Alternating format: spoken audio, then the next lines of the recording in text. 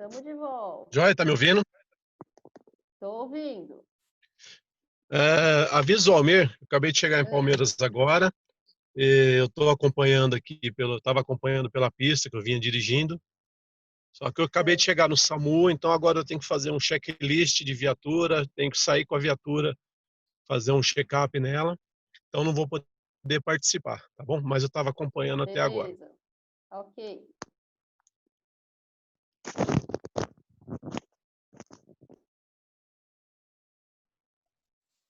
Perfeito, ouvi aqui o Machado, belezinha, a gente entende.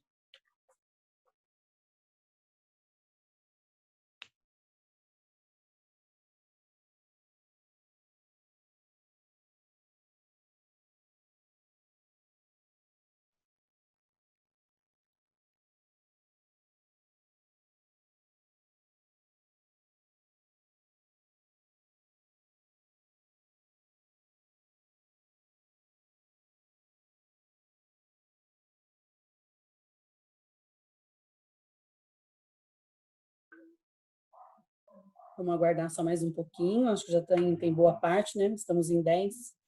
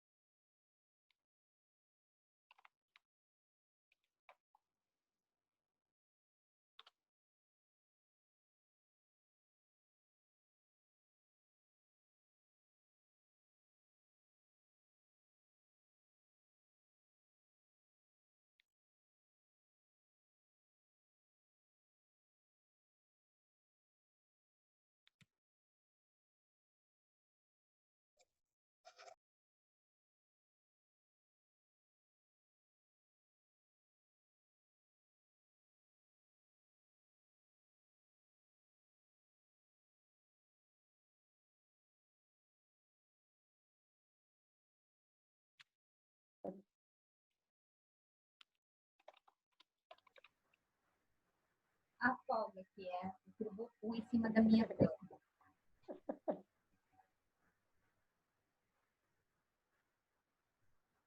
Voltamos todos. Todos? Alguém está lembrando de alguém que está faltando? Nós estávamos em 16, estamos em 16 aqui novamente, se quiser continuar. Às vezes Ok. flutuando aqui, chegava a 18, mas estava tendo uma flutuação aqui, mas é mais ou menos isso. Vamos lá, então. Então, eu vou abrir o espaço agora para o Thomas. Ele já havia, como eu disse antes, ele já tinha feito uma comunicação com a gente através do e-mail, tinha enviado um modelo de ofício que eles estavam pleiteando uma ação representativa do setorial deles, entre a Débora Delfino e ele. E aí eu peço para que ele venha aqui falar com a gente. Boa noite, Thomas. Boa noite, gente. Tudo bem? Bom, como o Almir já falou, né? A Débora e eu, a Débora como titular e hoje não pôde estar presente, e eu como suplente. A gente já vinha conversando, né? Já pensando quais o status, né, do nosso setorial que a gente representa, de patrimônio e memória, né? Então, a gente solicitou essa pauta, né? A gente já tinha entrado em contato com o Almir, com uma proposta, né? Na verdade, é mais um questionamento, como a própria pauta diz, né? Que a gente sobre a situação dos bens móveis, imóveis e imateriais representativos do patrimônio artístico, cultural e histórico aqui de Pirassununga. E aí, na verdade, assim, a gente, nas conversas, a gente sentiu um pouco a necessidade, mesmo porque nós dois, né, a Débora e eu, somos novos na casa, né? Somos representantes de primeira jornada, então a gente ainda sentia um pouco dúvida de como a gente poderia começar a trabalhar, né, a desempenhar as nossas funções. Então a gente, na verdade, num primeiro momento a ideia era já entrar com algum pedido junto à secretaria e à prefeitura, a Secretaria de Cultura e Turismo de Pirassununga e com a prefeitura, para perguntar, né, assim, porque o Almir, enfim, a gente já vem discutindo aqui no Conselho em algumas reuniões justamente a necessidade de rever o plano, né, o Plano Municipal de Cultura. E a Débora e eu a gente também conversou um pouquinho sobre isso, lemos o plano, né, toda essa documentação que foi disponibilizada para a gente, e analisamos quais seriam os pontos, enfim, quais são as metas que tratavam, né, que tratam ou tangenciam o nosso setorial, né? E aí, justamente com essa intenção de renovar esse plano, quer dizer, rever o plano e propor novas metas, enfim, ver qual é o status das metas, a gente sentiu um pouco de dúvida, né? Assim, qual é o status de agora, né? Então, eu penso assim, como setorial, né? Assim, dos setoriais que compõem aqui o conselho, o nosso setorial, o setorial de patrimônio e memória, está muito vinculado a coisas públicas, né? A instituições públicas, a espaços públicos, depende muito, né? Está muito ali intrínseco, né? Tanto público quanto no que se refere ao poder público, quanto público de uso público ou de público no sentido geral de posse de todos ou posse de uma, enfim, relacionado a uma cultura, enfim, de uma história, de uma tradição. Então, justamente por conta disso, a gente sentiu essa necessidade de abrir aqui a pergunta, né, de, assim, questionar, né, qual é o status atual dessas instituições, né, sobretudo a gente pensou nos museus, né, então no Museu Histórico Pedagógico Fernando Costa e no Ecomuseu, né, do professor Godoy, que são, enfim, instituições museológicas que o papel principal é preservar a história, a cultura, a tradição de Pirassununga e que são subordinadas ou, enfim, vinculadas ao poder público. Eu sei que o Museu Fernando Costa é uma situação meio um imbróglio, né, entre o Estado e o município, mas, enfim, dentro das divulgações do município se divulga que ele faz parte de uma atração do município e está naquela situação de municipalização, e até também é uma das questões, saber qual é o status, o andamento desse processo, né? Sobre o Ecomuseu, sobretudo para saber qual é a situação do prédio, do acervo, enfim, receber assim um status mesmo, uma atualização de tudo isso, para a gente saber também quais daquelas metas que foram propostas no plano de 2018 foram ou não cumpridas, de que forma, né? E como a gente pode também, como setorial, avaliar essas metas, propô-las de forma que seja, enfim, mais viável, que elas sejam cumpridas, ou propor novas metas daquelas que já foram cumpridas, e também saber se existe, né? Então, não só essas instituições museológicas, que foram as primeiras que a gente pensou, enfim, as que a gente perguntou, que a gente conversou nos nossos encontros, mas também saber se existe alguma lista, algum inventário de prédios, enfim, o que a gente chamou de patrimônio, né, de patrimônio móvel, imóvel e material que sejam representativos do município. Então, assim, um pouco é porque a gente chegou agora, né? Então, de fato, era para ser mais um questionamento.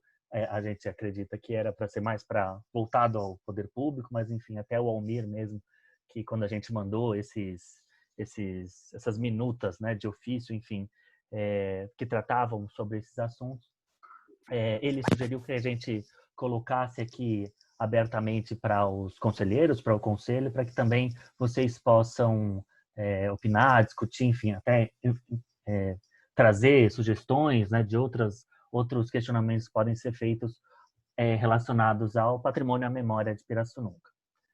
Acho que é isso. Ok, perfeito. Obrigado, Thomas, pela sua explanação. Embora faça um tempo que a gente teve essa conversa, eu me lembro que assim a grande preocupação que eu tive com o documento em si e com a ação em si é que me trazia uma questão assim de colocar vocês enquanto conselheiros em nome do conselho e levantar um questionamento ao poder público. Por isso que eu pensei muito na questão assim, olha, vamos levar como pauta para o conselho para que o conselho tenha ciência e consciência desse documento que vai ser vinculado, que vai ser questionado, vai ser respondido, vai ser pensado, né, sobre essa questão problemática. Então, por isso que eu insisti muito para que viesse para a pauta, né?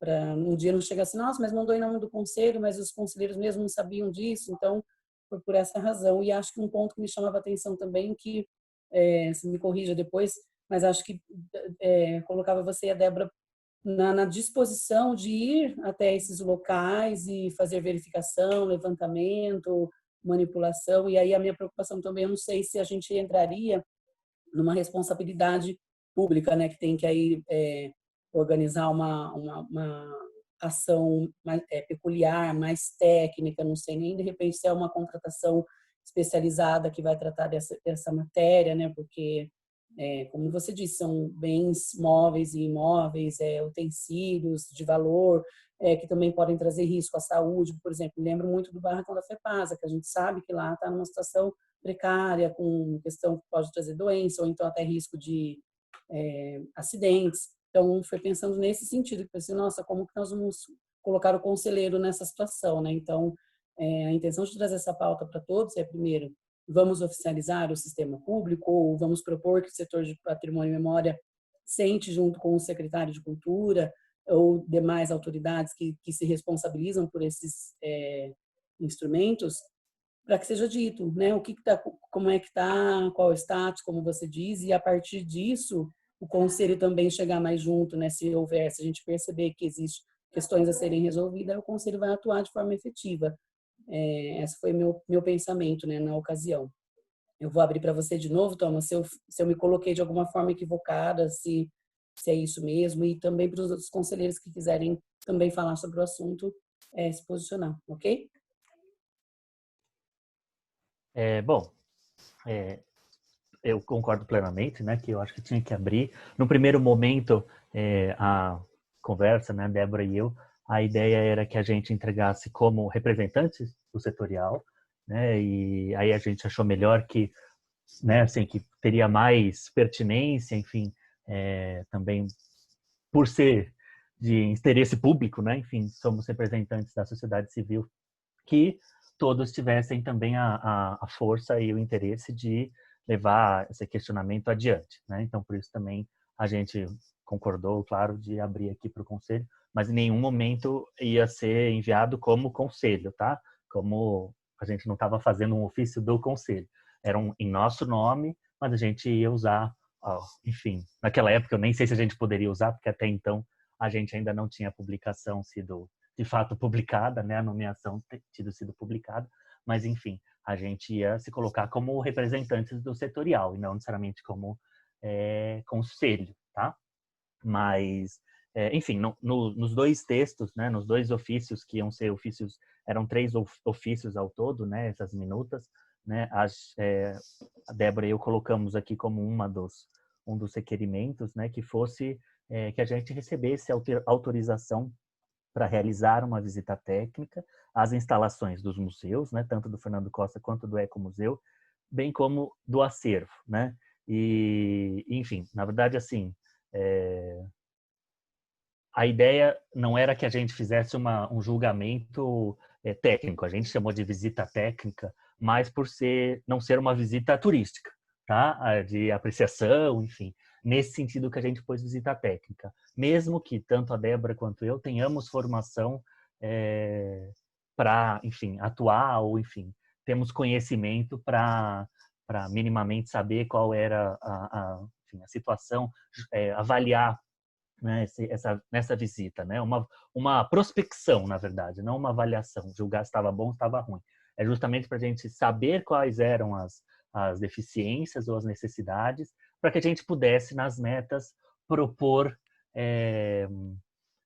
metas que sejam, de fato, atendam às necessidades nesse momento e que fossem metas viáveis, né? Então, algumas metas do plano, inclusive, já foram já não foram cumpridas dentro do prazo proposto, então tinham metas que estavam ali propostas para até final de 2018, muitas propostas até o final de 2020, portanto até esse ano, e que envolvem uma atividade, enfim, uma ação muito grande e que, ao nosso ver do setorial, né, Débora e eu, a gente achou que fosse uma ação muito grande, que talvez o poder público não conseguiria fazer isso em tempo hábil, né? Ainda mais agora tendo em vista essa situação atual do Covid, que coloca ainda em risco. Quer dizer, estamos num ano eleitoral, estamos num ano que praticamente não existiu, né? Então, por isso que a gente propôs essa visita também, para que a gente,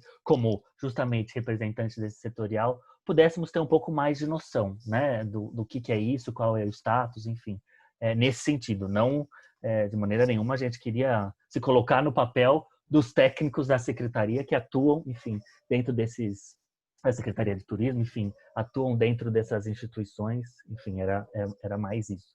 Tá bom? É isso. Perfeito, Thomas. Eu estou observando aqui a Deise. Joyce, você leu o que a Deise escreveu, por favor, para todos? Claro. Vamos lá. Deise. Acho que podemos sim questionar o exemplo, tendo um diagnóstico da situação e propostas para a resolução dos problemas com prazo e fonte de recursos. Mas esse questionamento tem que ser pontual.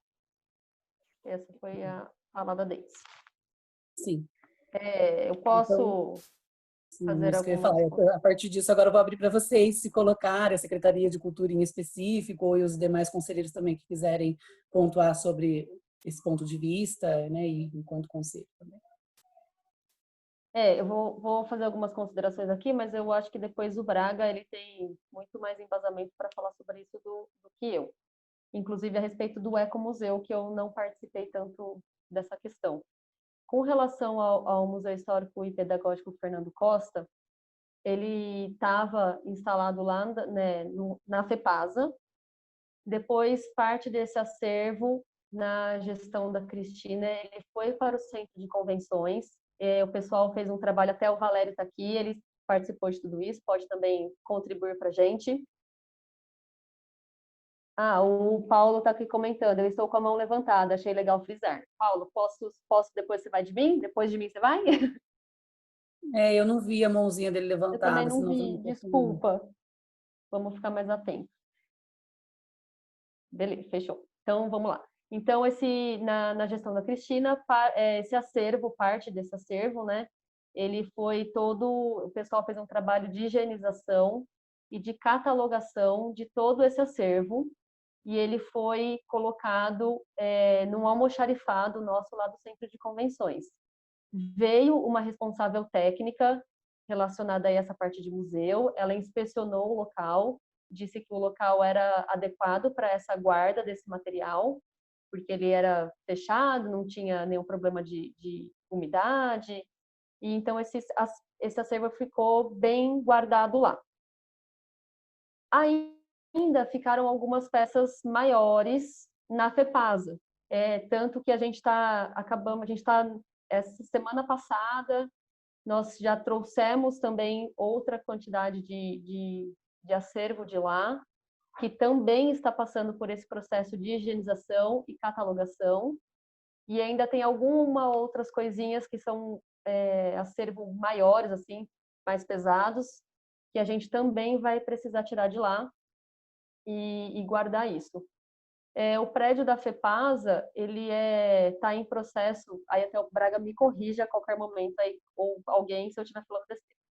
Ele está em processo de tombamento, então a gente não pode fazer nenhuma reforma nele. Nossa saída, eu acredito que isso até na época já do Kleber, então a saída foi tirar o acervo de lá para preservar esse acervo. Pois bem, houve, nesse meio tempo, um processo de municipalização do acervo, porque esse acervo do Fernando Costa, ele é do Estado, ele não é do município. Então, houve aí um tempo que estava se rolando esse processo de municipalização. Quando mudou o governo estadual, tudo isso se perdeu, entrou novos representantes e essa municipalização acabou não se formalizando, mas ficou sob guarda do município, responsabilidade e tudo mais. A gente já entrou em contato também com essa mesma pessoa lá do CISEM, e a gente está tentando colocar esse museu num novo prédio. Já vieram aqui, já fizeram levantamentos do que é preciso fazer para se instalar esse museu nesse local, e tudo depende de obra. A gente vai precisar contratar, precisa ter reserva técnica, vedação de janela, além de precisa ser feito. Então, a gente está esse ano não nada, porque não tem verba e ano eleitoral e tudo mais. Então, assim, a gente está, dentro do possível, fazendo o que podemos e o que não podemos. Estamos consultando, estamos pesquisando. O Braga entrou em contato com empresas que fazem essa parte de exposição, né, de como tem que ser feita essa exposição dos objetos e tudo mais. E, então, o Museu Fernando Costa está nessa situação.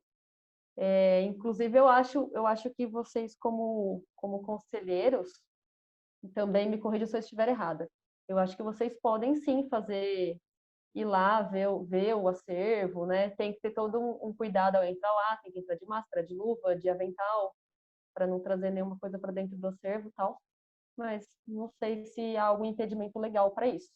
E aí, com relação ao ecomuseu, eu acho que o Braga pode falar melhor que eu, se ele estiver por aí. Braga está por aí? Também me corrija se eu estiver falando mais alguma outra besteira. Sim, sim, boa noite a todos. Estão me ouvindo? Todos me ouvindo? Sim. Olha, então, a Joyce já abriu essa questão, citando inicialmente o Museu Histórico e Pedagógico Dr. Fernando Costa. O acervo não pertence ao município e por um bom tempo eles fecharam esse processo. Nós estávamos lá atrás buscando essa municipalização e num dos governos, na passagem de um governo do Estado, do governador, eles fecharam esse processo. Então, quer dizer, tudo que nós havíamos encaminhado caiu, foi a zero, né? Então, caiu por terra e nós não fizemos mais nada nesse sentido. Então, ficou parado. Volta e meia, a gente entrava em contato com o CISEM, que é o Sistema Estadual de Museus, que dão uma atenção muito grande para a gente. A Ana Carolina, que trabalha nesse setor, que dá essa assessoria para a gente, sempre muito atenciosa, e também trabalhando conosco no sentido da municipalização. E agora, esse ano, nós entramos em contato com a direção do CISEM e recebemos a notícia que eles estão abrindo agora a questão da municipalização. Então, nós já tomamos conhecimento da documentação necessária para isso. Por enquanto, está tudo fechado, conversamos com eles lá, falou, Roberto, você pode começar a elencar já os documentos necessários, mas esse ano, praticamente impossível, tudo em vão. O que está acontecendo está tudo parado, todo esse processo do coronavírus aí atrapalhou todo mundo, né? E lá não foi diferente. Então, ele ficou muito contente no sentido da nossa pretensão, né? É claro, a gente quer poder fazer, melhorar, restaurar as peças, porque até então nós não havia como a gente restaurar qualquer tipo de peça do museu, porque o acervo não pertence ao município. Isso acontece não só com Pirassununga, mas com várias cidades. Lá atrás, algumas conseguiram essa municipalização. Então, nós estamos tentando fazer isso nessa direção. Agora, quanto ao CISEM, nós, então, a FEPASA, ela está nesse processo, é um processo que já se iniciou já há alguns anos, né, de tombamento através do CONDEFA. O CONDEFA, volta e meia, vem a Pirassununga, e para fazer algumas colocações do que é preciso para fazer o restauro daquele prédio. Quero lembrar que a FEPASA, todos vocês, a FEPASA não pertence à prefeitura, tá? É um próprio municipal que não pertence à municipalidade, tá? Então, nós estamos assim, nesse contato com o CISEM, no sentido até de buscar recursos do governo federal e estadual, no sentido da gente poder fazer esta restauração. Não se pode fazer uma reforma, né? Tem que ser feita uma restauração. Então, esse setor também está tudo parado, está complicado. Trabalhar com o IFAM e trabalhar com esses setores é muito difícil, é muito complicado, tá? E agora, nessa situação ainda de pandemia, ficou um tanto difícil. Mas isso para dizer para vocês com relação ao prédio da antiga estação da FEPASA. Então, como havia um entrave muito grande para a gente poder até não voltar mais lá, né, porque o prédio também precisa de um restauro, uma reforma, um restauro, nós escolhemos o novo prédio para o Museu Fernando Costa, ali na antiga Escola do Povo, que fica onde nós fazemos as reuniões nossa sala, onde a gente faz as nossas salas de reuniões, cultura, quando o Centro de Convenções tem algum evento. Então, é um prédio histórico, não está tombado. O único prédio tombado pelo Condefat em Pirassununga é o Instituto de Educação. Aquele prédio é um prédio histórico, é a Escola do Povo, então ele atenderia as necessidades. Mas é muito pequeno. Não é pequeno. Tá? Ele precisa de uma reforma. Como a Joyce disse, a equipe do CISEM esteve aqui fazendo um monitoramento até para dizer é possível ou não é possível. A gente pediu a presença deles aqui até para dizer assim, se não der, não tem problema, a gente vai buscar um outro lugar para poder instalar o acervo do museu. Mas eles deixaram claro que há essa possibilidade, sim, desde que ali sejam feitas algumas adequações para a proteção do próprio acervo. Tá?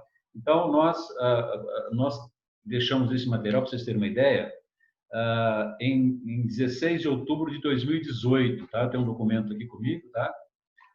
Para o setor de obras, para que a prefeitura pudesse fazer ela própria, né? Porque o que tem que ser feito ali, a prefeitura pode fazer, porque não tem um custo muito alto para se fazer.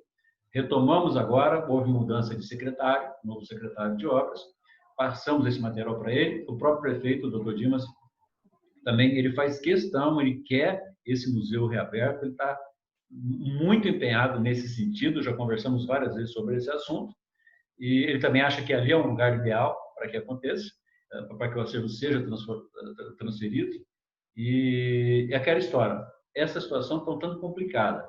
Nós entramos em contato, o Estado não tem verba para poder fazer, para bancar um plano expográfico e museográfico. Tá? Isso, o Estado até contrata hoje empresas que fazem esse tipo de atendimento, um atendimento muito técnico. Então, nós entramos em contato através de amigos da própria Secretaria de Cultura, nós entramos em contato com uma museóloga e expógrafa, a Mariana. Então, nós estamos aguardando assim, um material para a Mariana nos mandar, para a gente ter uma noção de que custo vai ser isso, como ficariam esses projetos, o museográfico e o museológico. Porque hoje a questão, a ideia de museu, a apresentação de acervo de museu, está completamente diferente daquilo que existia lá atrás. Antigamente, você ia uma vez ao museu e nunca mais voltava, porque já conhecia até o local das peças, né? E hoje existe uma rotatividade, um jogo de imagem, um layout bem mais limpo, bem mais claro, onde boa parte do acervo fica dentro da reserva técnica e uma parte fica circulando dentro do espaço do museu. Então, conversamos com a Mariana, ela está mandando para mim um material para a gente ter uma noção do custo, quanto vai ser isso, como vai ser isso. E nós estamos agora também, junto ao CISEM, tentando encontrar o plano museológico, tá? que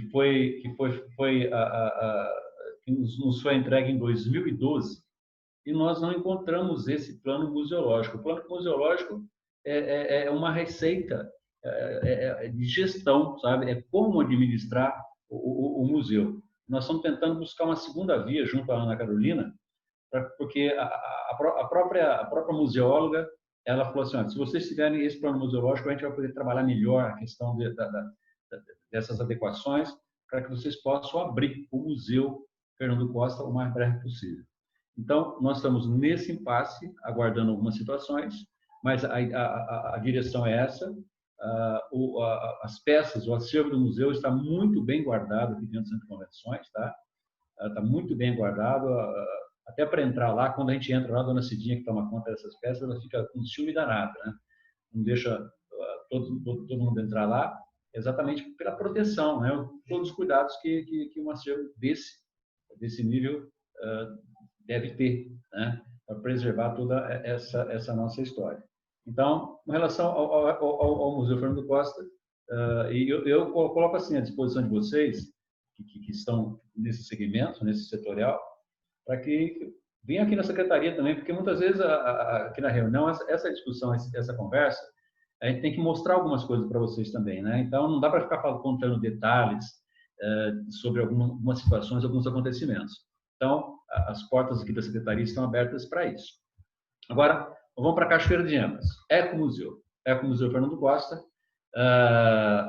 O Ecomuseu, nós começamos, o acervo do Ecomuseu, eu tive o privilégio de começar a montar tudo peça por peça, começar a montar aquele acervo, que não tinha praticamente, tinha uns aquários, né? Umas mesinhas lá, uma meia dúzia de livros, era uma pequena biblioteca, que na verdade não atendia ao propósito da unidade. Então, e a gente foi montando em contato com pesquisadores, com CEPTA, com moradores da Cachoeira de Emas, enfim, uma série de situações, nós começamos a montar aquele acervo. Participação de artistas pintando painéis, enfim, a comunidade participando desse processo. Depois, o Ecomuseu foi fechado, nós fechamos uma determinada época do ano, em 2011, 2010, não me lembro agora, esses dados aqui eu preciso pegar em papéis. Nós fechamos porque o piso lá, ele arrebentava muito, né? Ele estourava aquele piso, os ladrilhos, a dilatação daquela área lá é muito grande. Ele estourava sempre e a gente acabou tendo que fechar uma época para troca de parte do piso e também do telhado. Na verdade, nós fechamos para trocar todo o piso, não era só parte. E fizemos uma nova iluminação, persianas, enfim, uma outra adequação, outro layout do museu. E naquela época acrescentou-se um acervo que foi de uma empresa, da empresa que construiu a ponte, aquela nova ponte da Cachoeira de Emas. Eles tinham uma contrapartida cultural que fazia um trabalho para deixar esse trabalho dentro do Museu Fernando Costa, tá? Do museu, do Ecomuseu. Então, eles fizeram esse trabalho, esse material foi colocado lá, ficou muito bonito. E depois o tempo foi passando, com muitas visitas, né? O Museu da Cachoeira era o ponto de referência do turista, porque todo mundo ia para lá, a gente não vencia a comprar livros, né? Todo mundo ia lá, queria assinar, marcar presença. E pela presença você via cidades que passavam todos os finais de semana por lá. E depois, de uma determinada época, o piso foi em 2012, né? Caminhando para o final, no segundo semestre de 2012. Esse piso, mais uma vez, estourou e aquela molecada da Cachoeira começou a quebrar muita telha lá em cima. Eles sobem no telhado para mergulhar no rio, né? Então, é muito alto lá, né? Os funcionários da prefeitura nossa não sobem naquela altura lá. Inclusive, teve funcionário nosso que morreu, né? Assim, não tem esse como se diz, esse preparo, né, com equipamentos e tudo mais. Então, a gente na época, nós fizemos uma licitação, abrimos uma licitação para troca de parcial do piso e também das telhas em cima. Então, na primeira licitação, a abertura não apareceu nenhuma empresa interessada, na segunda não apareceu nenhuma empresa interessada, e depois nós acabamos fechando esse processo. Por quê? Porque o custo da obra era 3 mil e pouco, 4 mil reais. Só que no final do ano não tinha como a gente fazer uma compra direta disso. Teria que ser através de uma licitação. Então, nós fechamos o museu, né, para que não havia como entrar lá dentro. Fechamos o museu, Maurício Furlan, que era administrador da Cachoeira de Emas, ele separou, tirou as peças próximas das telhas quebradas para que esse acervo não ficasse danificado, né?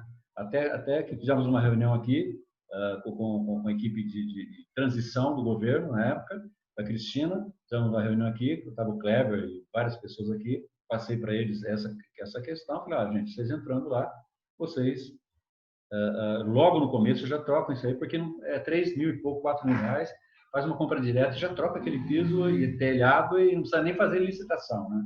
Passei essa situação. E depois o tempo foi passando, nós saímos da prefeitura, o tempo foi passando e o Ecomuseu depois não foi mais aberto, tá? O Ecomuseu não foi mais aberto não sendo aberto, o acervo ficou todo trancado lá dentro. Tá? Então, a Aratu, a empresa Aratu, já vinha negociando conosco na época, com relação a que eles queriam aquele prédio para instalar, digamos, a casa das máquinas, né, deles. Então, na época, o prefeito era Ademir Limpo, ele estava negociando, nós estávamos negociando que eles construíssem um novo ecomuseu, construíssem um novo prédio para a empresa poder utilizar lá aquele espaço. E as tratativas estavam indo muito bem, tanto que fizemos uma planta, né? Nós temos aqui no setor de obras nosso uma planta do que seria o prédio, um novo prédio do Ecomuseu. Ali seria construído ali próximo ao Teatro de Arena, aquela área que a prefeitura tem ali. E só que depois, na mudança de governo, os pensamentos foram outros, né? Não, o Ecomuseu não tinha, a prefeita Cristina entrou, não era a intenção de construir esse Ecomuseu. Ela fez uma proposta, uma contrapartida de outras situações, de portal, da construção de um portal, de banheiros, enfim, no sentido de trocar, né? No sentido de fazer com que a prefeitura pudesse autorizar o uso daquele prédio antigo, em contrapartida a empresa destinaria essas benfeitorias para a Cachoeira de Emas, o que não aconteceu até agora. Então, só que na Cachoeira não havia mais um outro prédio para se construir o Ecomuseu. Não tinha prédio, não tem prédio lá na Cachoeira. Teria que se fazer um outro prédio, outras instalações do Ecomuseu. Infelizmente, nós, quando assumimos a prefeitura, chegamos lá, tudo estava lá dentro, tá?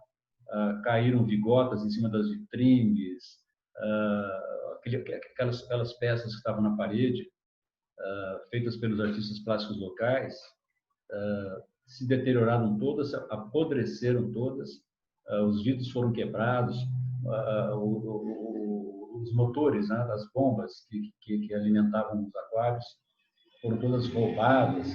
Então, quer dizer assim, perdeu-se todo um acervo. O que se salvou de lá foram os vidros da coleção particular do professor Manuel Godoy, que ele doou para o Ecomuseu. E esses vidros hoje estão guardados dentro do CEPTA IBAMA. É uma história muito comprida, a gente me perdoe, mas não tem como ser diferente. Tá? Eu estou sendo bem assim, o mais objetivo possível, mas a vocês que fazem parte desse setorial, por favor, entre em contato conosco, que a gente vai passar mais informações, com documentos, tá? Mostrando algum material que a gente tem aqui, para poder mostrar para vocês a situação da questão do Ecomuseu. A Aratu, a empresa Aratu, entrou em contato há pouco tempo. Deixa eu só fechar assim. A empresa Aratu entrou em contato há pouco tempo com o prefeito, Dimas Urban. Me parece que pode haver aí algumas alterações com relação à utilização por parte deles daquele prédio do Ecomuseu. Fala. Perfeito. É só para avisar que vai cair daqui a 1 minuto. Tá, então vou fechar aqui, aí você encerra, a gente inicia de novo. Perfeitas colocações do Braga, eu já ouvi essas histórias no gabinete do Braga, ele já me contou mesmo essas histórias do museu, até por isso que eu tive esse cuidado com o Thomas, da gente pensar essa situação, de trazer para o conselho, para essa explanação, que é essencial, que todos nós conhecemos, né? Em seguida, o Igor vai encerrar agora e mandar novo link, mas tem para falar o Paulo, o Reinaldo, o Thomas e a Deise. Eu acredito, Thomas, que deu uma saciada aí nessa preocupação, mas a gente abre a nova reunião para já direcionar isso e ver o que resolve para a gente passar para o próximo tópico, ok? Igor, com você. Então, só aguardar novo link, por favor.